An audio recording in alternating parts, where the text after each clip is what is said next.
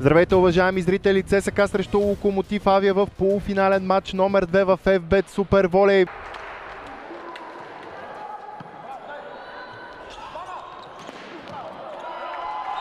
Това е края на гейма. Страхиня Барзакович не влезе в ритъм. То във втората част по-скоро равенство по този показател. Християн Великов рискува максимално и печели точката за ЦСКА. Голяма част от публиката в зала Христо Ботев на крака. Важна точка. Между другото, веднага след влизането си на терена събра се отборниците за кратък разговор. Златан Йорданов не успява да спаси тази топка гостуващия тим. Или пък не. Топката не е докоснала пода. Няма оспорване от Александър Попов. Така че разиграването продължава с атака на Жулиен Георгиев, който преодолява двойната блокада на ЦСКА.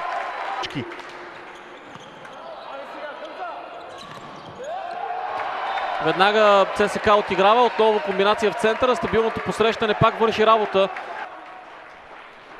Владимир Станков. Скъсен начален удар в последния момент. Колев успя да хване тази топка. ЦСКА се справи. Дори Барзакович ще получи възможност да атакува. Най-доброто, което можеше да извлече от ситуацията Тодор Вълчев. След това обаче блокадата на ЦСКА спира Жулиен Георгиев.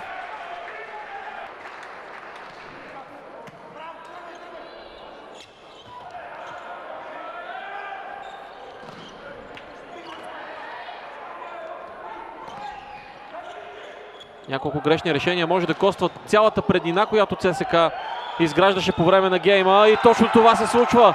Тодор Вълчев изравнява резултата. Тайм-аут моментално. Жест от Александър Попов. Пенчев. Златан Йорданов не успява да посрещне. Край на матча. ЦСКА печели с 3-0 гейма.